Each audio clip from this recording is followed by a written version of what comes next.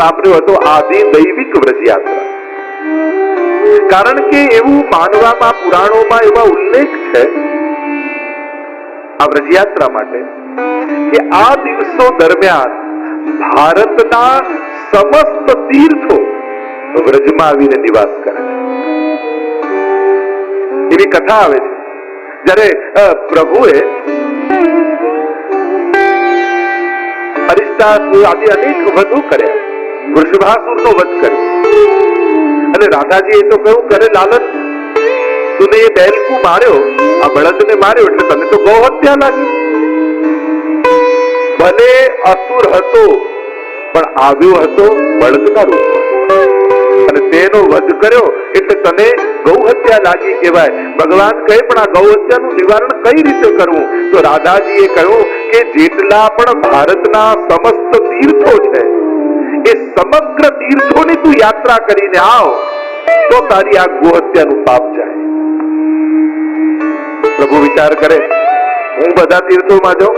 ઠાકોરજી ઉપાડી વેણું અને વેણુનો નાદ એવો પરમાત્માએ કર્યો કે આખા ભારતમાં એ વ્યાપી અને વેણું સાંભળી ભારતના જેટલા તીર્થો હતા એ બધા જ તીર્થો એ વ્રજભૂમિમાં આવી પ્રભુની આગળ હાથ જોડીને ઉભા રહી અને કહ્યું કે પ્રભુ આપ અમારો સ્વીકાર કરો. અને ત્યારે પ્રભુએ સમસ્ત તીર્થોના સ્વીકાર કર્યા અને ત્યારે સ્વામીજીને કહ્યું કે જો આ સમસ્ત તીર્થોની યાત્રા મારી થઈ ગઈ અને હવે તીર્થોને કહ્યું કે હવે આપ આપની જગ્યા ઉપર જાઓ પાછા. ત્યારે તીર્થોએ કહ્યું અમારું ભૌતિક સ્વરૂપ તો ત્યાં છે પણ પ્રભુ અમને વ્રજવાસ કરવાનો આપે અવસર આપ્યો છે તો પ્રભુ અમને એવા અમારા પર એવી કૃપા કરો કે જ્યારે આ 40 દિવસો હોય ત્યારે અમે બધા જ દર વર્ષે વ્રજમંડળમાં આવીને નિવાસ કરીએ. અને પ્રભુએ ત્યારે આશીર્વાદ આપ્યા અને કહેવાય છે કે આ લીલી પરિક્રમા દરમિયાન સમસ્ત તીર્થો વ્રજમંડળમાં આવીને નિવાસ કરે. અને એટલા માટે જો તમે વ્રજયાત્રા કરી હોય તો તમને ખબર હશે ત્યાં કેદારનાથ પણ આવે, બદ્રીનાથ પણ આવે, રામેશ્વર પણ આવે, બધા જ ભારતના તીર્થો એ તમને વ્રજભૂમિમાં મળે. અને એટલા માટે તો અમારા ભગવતીઓ પણ એમ કહે છે કે કોટી કલ્પ કાશી વસો કે અયોધ્યા કલ્પ હજાર પણ એક નિમિષ બ્રજ में रहो तो बड़ भागी कृष्णदास. કે કોટી કલ્પ કાશી વસી જાઓ અને હજારો કલ્પ અયોધ્યામાં રહી જાઓ પણ એક નિમિષ આંખનો પલકારો થાય એટલી વાર પણ જો કોઈ વ્રજમાં રહે ને તો ઠાકોરજી એના પર ચોક્કસ કૃપા કરી દે. તો આપણે બધા તો એવા ભાગ્યશાળી છીએ કે રોજ 7-7 દિવસ રોજ 4-4 કલાક વ્રજભૂમિના સાનિધ્યમાં બેસવાના. એવું સૌભાગ્ય આપણને પ્રાપ્ત થાય. એવી વ્રજની મહત્તા આપણા આચાર્યો, સંતો, ભક્તો, ભગવતીઓએ અનેક પ્રકારથી ગાઈ છે. અને એટલા માટે એક વ્રજ યાત્રા જે કરે એને સમસ્ત તીર્થોની યાત્રા થઈ જાય. કહેતા ને કે કન્યા પર એનો પિતા બહુ પ્રસન્ન થયો.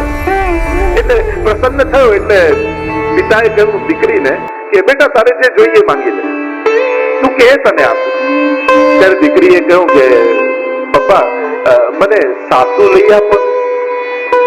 ત્યારે પિતા કે અરે જી તારું લગ્ન નથી, સાસુ તને ક્યાંથી લાવી આપું છે? અચ્છા એમ કરું કે મને સસરા લાવી આપો. અરે સસરા ક્યાંથી આવે? અચ્છા ચલો એમ કરું તો મને નણંદ લાવી આપો. અરે બેટા આમ બી નણંદ આવતી હશે. અચ્છા તો એમ કરો મને દિયર લાવી આપો. જયારે આ રીતે દીકરી વારે ઘડીએ કહેવા લાગી ત્યારે પિતાએ કહ્યું બેટા એક વર ગોતી લે, આ બધું તો એમને પાછળ મફતમાં આવશે. એમ જ બધે યાત્રા કરવા આપણે ક્યાં જવાના? એકવાર વ્રજ યાત્રા કરી લે, બધા તીર્થોની યાત્રા તારી થઈ જાય. એવી આ વ્રજ યાત્રાની મહત્તા અને એવી ગાથા અને આપણા વડીલોથી આપણે જે સાંભળીએ છીએ વ્રજ માટેની એમની મહત્તા એટલે દરેક વૈષ્ણવના મનમાં અને ઘણાને ઓળખું જ્યારે પણ ભારત આવે ભલે 2 દિવસ તો 2 દિવસ પણ દોડતા, ભાગતા, ચાલતા, કૂદતા પણ ચોક્કસ ગિરિરાજજીની પરિક્રમા તો કરીને જ પાછા જાય. એવા આગ્રહ લોકોને એનો આનંદ હોય છે. એ ભૂમિમાં આનંદ છે. એવી આ વ્રજયાત્રા આપણી આજથી શરૂ થઈ રહી છે. વ્રજની મહત્તા મારે ગાવી છે. અનેક પ્રકારની મહત્તાઓ ગવાઈ છે શાસ્ત્રોમાં. પણ સૌથી પહેલા વ્રજયાત્રા શરૂ થાય ને તો વ્રજયાત્રામાં 3 વાત. એક વ્રજયાત્રાના નિયમો. બીજું વ્રજયાત્રા કરવાનો પ્રકાર અને ત્રીજું યાત્રાનું ફળ. આ ત્રણ વસ્તુનો વિચાર કરવામાં આવે. તમે યાત્રા કરવા જાઓ, આજે પણ જયારે 40 દિવસની વ્રજયાત્રા ઉઠતી હોય અને જે ગયા હશે એમને ખબર હશે, પહેલા દિવસે બધા જ યમુનાજીના કિનારે ભેગા થાય અને ત્યાં યાત્રા જેમની અધ્યક્ષતામાં શરૂ થવાની હોય અને આજમાં નિયમ લેવામાં આવે. વ્રજયાત્રાના બહુ કઠોર ઘણા નિયમો હોય છે. યાત્રા કરવા માટે નિયમો પાળવા પડે. નિયમ તૂટે તો યાત્રાનું ફળે જાય અને એટલા માટે બહુ આગ્રહપૂર્વક લોકો નિયમો પાળતા હોય. ગમે તેવી વિપરીત પરિસ્થિતિ આવે, સંજોગો આવે, પણ નિયમ નહીં છોડવો એવો આગ્રહ યાત્રિકે રાખવો જોઈએ. અને એટલા માટે આપણે ત્યાંની જે પરંપરા છે એમાં અમુક નિયમોની ચર્ચા કરું. યાત્રામાં જયારે યમુના જળ હાથમાં લેવામાં આવે અને આપણા જે તીર્થ પુરોહિત હોય એ આપણને નિયમ લેવડાવે. જો યાત્રામાં પુરોહિતની પણ મહત્તા છે. એટલે દરેક કુટુંબ પ્રમાણે, પરિવાર પ્રમાણે તમારે ત્યાં ચોબાજી હોય. જેને પુરોહિત, જે યજમાનનું હિત કરે એને પુરોહિત કહેવાય. જેના થકી આપણે એ વ્રજના નિયમો પાળવાના હોય. અને યાત્રામાં ત્રણ વસ્તુની મહત્તા: જપ, વ્રત અને દાન. યાત્રા જયારે પણ કરવા જાવ તો આ ત્રણ વસ્તુ બહુ મહત્વનું. પહેલી વાત છે જપ. કઈ જગ્યાએ કયા મંત્રનું જપ કરવું, કયું નામ લેવું, એની પણ વિશેષતા છે. આપણે ત્યાં ઉપાસના પદ્ધતિમાં મંત્રની આરાધનાઓમાં ત્યારે કયો મંત્ર કેટલી વાર જપાય, ઘણી વાર આજકાલ બે પ્રકારની વિચારધારાઓ ચાલતી. ઘણી વાર ગણીને શું કરવાનું, તમારું મન લાગે ત્યાં સુધી મંત્ર કરો, મન નથી લાગતું તો શું. ઘણી જગ્યાએ એમ કહેવામાં આવે આટલા મંત્ર, આ મંત્ર છે તો આટલી વાર જપવું જોઈએ, આ મંત્ર છે તો આટલી વાર જપવું જોઈએ. જેમ એક વિધાન છે કે જેટલા અક્ષરનો મંત્ર હોય એટલી લાખ વાર, અથવા જેટલા શ્લોકનો પાઠ હોય એને એટલી વાર આપણે કરતા હોય. જેમ કહીએ યમનાષ્ટક 9 વાર કરો, 9 શ્લોકો છે.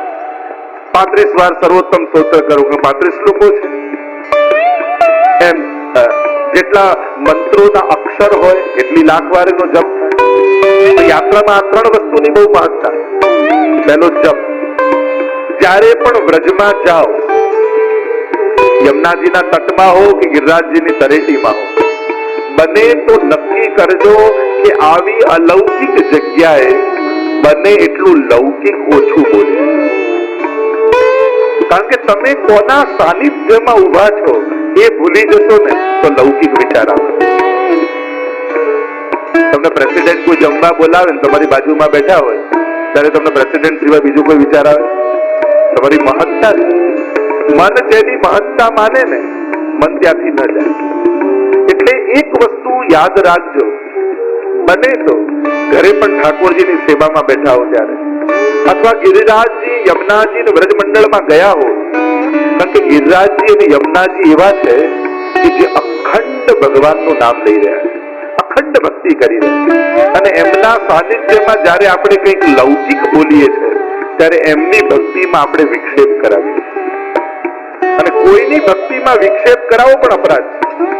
એટલે બને તો કોશિશ કરજો, જ્યારે પણ તમે વ્રજયાત્રા કરવા ગયા હો, ગિરિરાજજીની પરિક્રમા કરવા ગયા હો, યમુનાજીના પાન કરવા ગયા હો, તો કમથી કમ આ તત્વોની સાનિધ્યમાં હોઈએ ત્યાં સુધી બને તો લૌકિક વાત નહીં ચાલે, બને તો લૌકિક વિચાર નહીં કરો, તો અખંડ ભગવત નામ. તો પહેલી વસ્તુ છે જપ, બીજું છે વ્રત. આપણે ત્યાં જુદા જુદા પ્રકારના વ્રત. એકાદશી તમે વાંચો તેમાં આ નિર્જળા એકાદશી, આ એકાદશી. એકાદશીઓમાં પણ કયા સમયે કઈ એકાદશી છે, તો આ સમયે તેના વ્રતનો મહત્તા છે, કેવા પ્રકારના વ્રતની મહત્તા છે એનો વિચાર કરવાનો. અને ત્રીજી વસ્તુ છે દાન. જયારે વ્રજયાત્રા તમે કરવા જે ગયા છે એમને ખબર હશે, એટલે જુદા જુદા કુંડ ઉપર જુદી જુદી વસ્તુના દાનની મહત્તા હોય. જેમ ગ્રહણ આદિ આવે તેમાં લખ્યું કે આ વસ્તુનું દાન કરવું, આ સોનાનું દાન કે તાંબાનું દાન કે લોઢાનું દાન. દરેક વખતે યા દરેક સ્થાને વિશેષ પ્રકારના વસ્તુની દાનની મહત્તા હોય. તમે જયારે ગયા હશો વ્રજમાં ત્યારે તમારા પુરોહિત કે અહીંયા સોનાનું દાન કરો, અહીંયા વસ્ત્રનું દાન કરો, અહીંયા ચાંદીનું દાન કરો, અહીંયા અનાજનું દાન કરો. તો એ જુદી જુદી જગ્યાએ જુદી જુદી વસ્તુના દાનની મહત્તા છે. તો એનો પણ વિવેક રાખો. તો આ બધું આપણા પુરોહિત દ્વારા આપણે સિદ્ધ કરાવવું જોઈએ. મને તો દરેકને પોતાના ગોર કોણ છે એ ખ્યાલ હોવા જોઈએ, જે તમારી પરંપરાથી જોડાયેલા હોય અને એના દ્વારા એને મધ્યમાં રાખી અને આપણે આ સત્કર્મો કરતા હોય. તો જે યાત્રાની હું વાત કરી રહ્યો છું, નિયમોની વાત. યાત્રા શરૂ થાય, ગાથી આપણી વ્રજયાત્રા શરૂ થઈ રહી, વ્રજની ગાથા ગાવાની છે. તો નિયમોમાં યમુનાજી હાથમાં લઈને નિયમો લેવાય. સૌથી પહેલો નિયમ એ આપવામાં આવે કે સત્ય બોલીશ અને મધુર વચનો બોલીશ. એટલે આપણી એ વ્રજયાત્રા શરૂ છે ને 7 દિવસ, આ બધા નિયમો તમારે પાળવાના. તો પહેલો નિયમ યાત્રામાં આપવામાં આવે કે સત્ય વચન કહીશ અને મધુર બોલીશ. તો આજનો આપણો નિયમ, આજથી શરૂ થયેલી યાત્રા આપણી, બને તો 7 દિવસ, બને તો મધુર વચન બોલાય એનો પ્રયાસ કરો. જય શ્રી કૃષ્ણ, જય શ્રી કૃષ્ણ.